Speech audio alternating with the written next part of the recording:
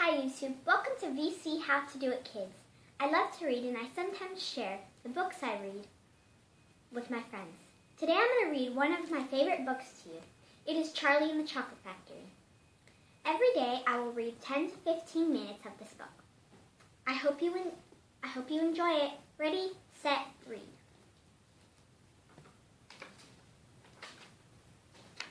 Here comes Charlie. These two very old people are the father and mother of Mr. Bucket. Their names are Grandpa Joe and Grandma Josephina. And these two very old people are the father and mother of Mrs. Bucket. Their names are Grandpa George and Grandma Georgina. This is Mr. Bucket and this is Mrs. Bucket. Mr. and Mrs. Bucket have a small boy whose name is Charlie Bucket. This is Charlie. How do you do? And how do you do? And how do you do again? He's pleased to meet you. The whole of this family, the 6 grown-ups, count them, and little Charlie Bucket lived together in a small wooden house on the edge of a great town. The house wasn't nearly as large enough for so many people, and life was extremely uncomfortable for them all. There were only 2 rooms in the place altogether, and there was only 1 bed. The bed was given to the 4 old grandparents because they were so old and tired. They were so tired they never got out of bed. Grandpa Joe and Grandma Josephina on this side, Grandpa George and Grandma Georgina on this side. Mr. and Mrs. Bucket and little Charlie Bucket slept in the other room upon mattresses on the floor. In the summertime, this wasn't too bad, but in the winter, freezing cold drafts blew across the floor all night long. It was awful. There wasn't any question of them being able to buy a better house, or even one more bed to sleep in. They were far too poor for that. Mr. Bucket was the only person in the family with a job. He worked in a toothpaste factory, where he sat all day long on a bench and screwed the little caps onto the tops of the tubes of toothpaste after the tubes had been filled. But a toothpaste cap screwer is never paid very much money, and poor Mr. Bucket, however hard he worked, or however fast he screwed on the caps, was never able to make enough to buy 1/2 of the things that so large a family needed. There wasn't even enough money to buy proper food for them all. The only meals they could afford were bread and margarine for breakfast, boiled potatoes and cabbage for lunch, and cabbage soup for dinner. Sundays were a bit better.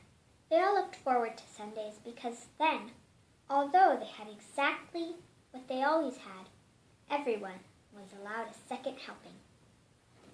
The Buckets, of course, didn't starve, but every one of them, the 2 old grandfathers and the 2 old grandmothers, Charlie's father, Charlie's mother, and especially little Charlie himself, went about from morning till night with a horrible empty feeling in their tummies. Charlie felt it worst of all, and although his father and mother often went without their own share of lunch or supper so that they could give it to him, still wasn't nearly enough for a growing boy. He desperately wanted something more filling and satisfying than cabbage and cabbage soup. The only thing he longed for more than anything else was chocolate.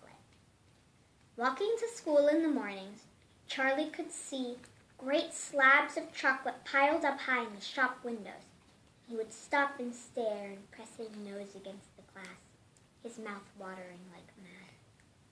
Many times a day, he would see other children taking creamy candy bars out of their pockets and munching them greedily, and that, of course, was pure torture.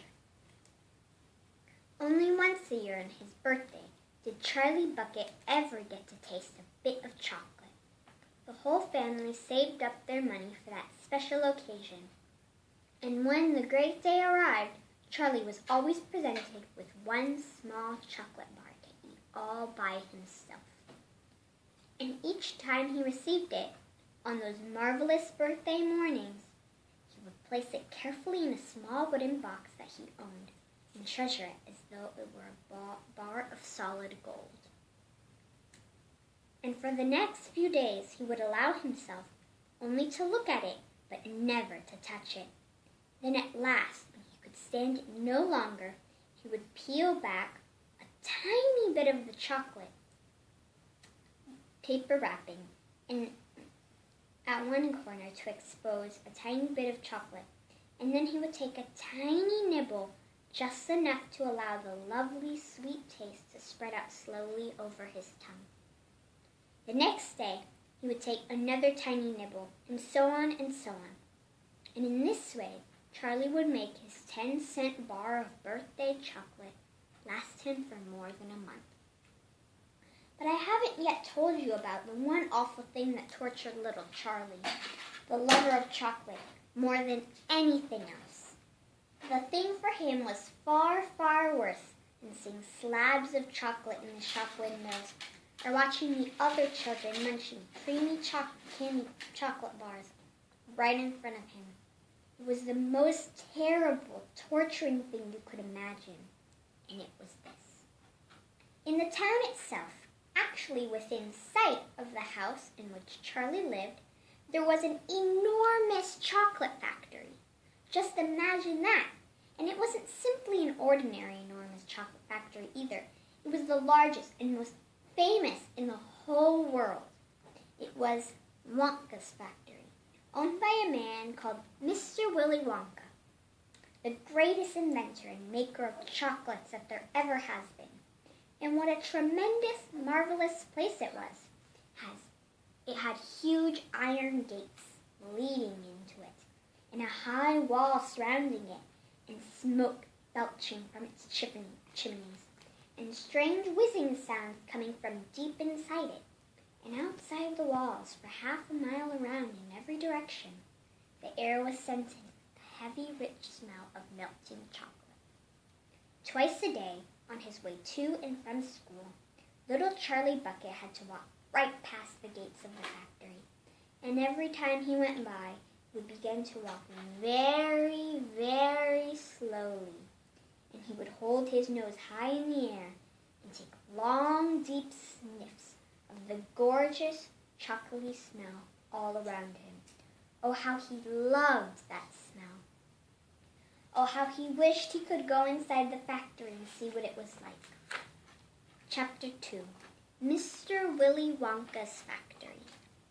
In the evenings, after he had finished his supper of watery cabbage soup, Charlie always went into the room of his 4 grandparents to listen to their stories and then afterwards to say goodnight.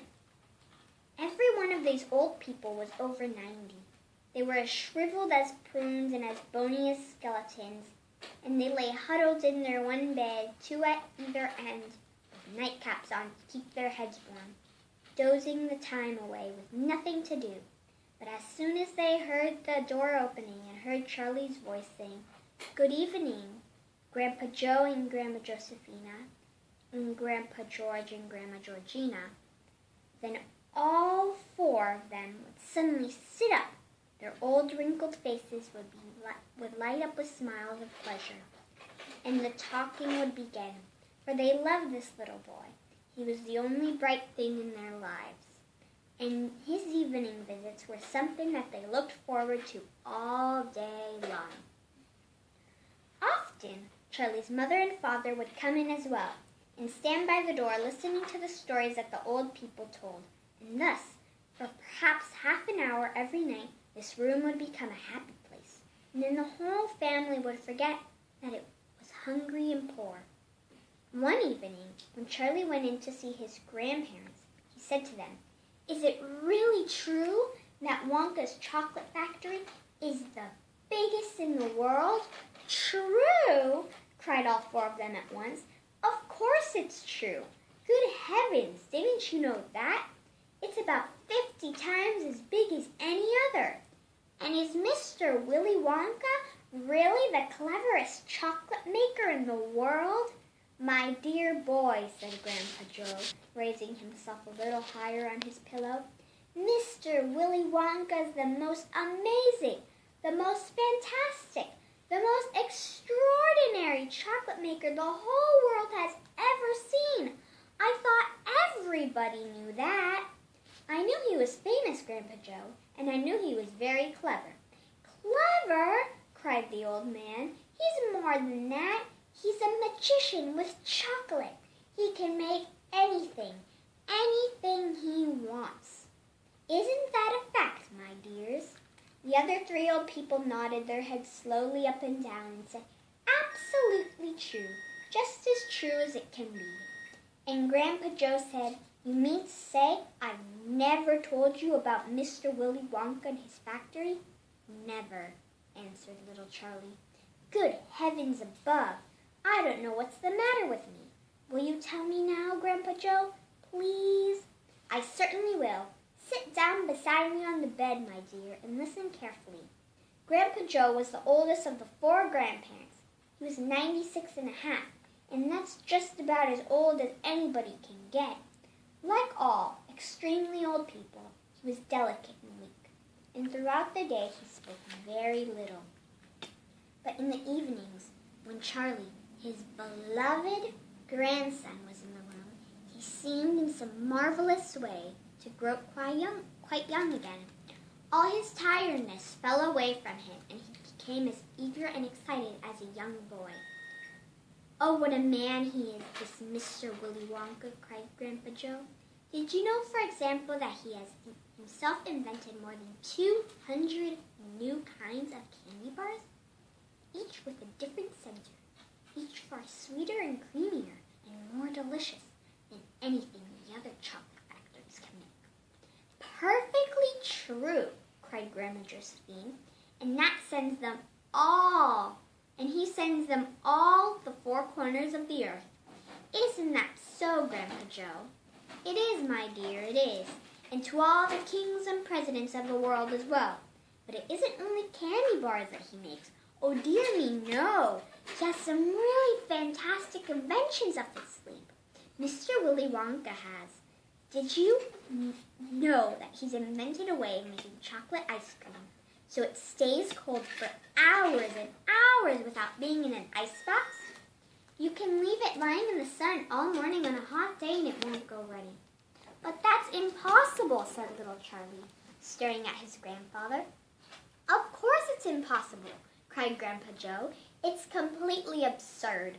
But Mr. Willy Wonka has done it. Quite right, the others agreed, nodding their heads. Mr. Wonka has done it. And then again, Grandpa Joe went on, speaking very slowly now so Charlie wouldn't miss a word. Mr. Willy Wonka can make marshmallows that taste of violets, and rich caramels that change color every 10 seconds as you suck them, and little feathery sweets that melt away deliciously the moment you put them between your lips. He can make chewing gum that never loses its taste, and candy balloons that you can blow up to enormous sizes before you pop them with a pin and gobble them up. And by a most secret method, he can make lovely bluebird eggs with black spots on them. And when you put one of these in your mouth, it gradually gets smaller and smaller until there is nothing left except a tiny pink sugary baby bird sitting on the tip of your tongue. Grandpa Joe paused and ran the point of his tongue slowly over his lips. Makes my mouth water just thinking about it, he said. Me too, said little Charlie, but please go on. While they were talking, Mr. and Mrs. Bucket, Charlie's mother and father, had come quietly into the room, and now both were standing just inside the door listening. Tell Charlie about that crazy Indian prince, said Grandma Josephine. He'd like to hear that. You mean Prince Pottycherry? Said Grandpa Joe, and he began chuckling with laughter. Completely dotty, said Grandpa George. But very rich, said Grandma Georgina. What did he do? Asked Charlie eagerly. Listen, said Grandpa George, and I'll tell you. Okay, that's it for today. Next time we're going to read Chapter 3, Mr. Wonka and the Indian Prince. For more of Charlie and the Chocolate Factory, please subscribe. And you'll listen, and I'll read all sorts of fun books to you. I hope you like them. And if you want me to read any specific book, please comment it down below. Goodbye.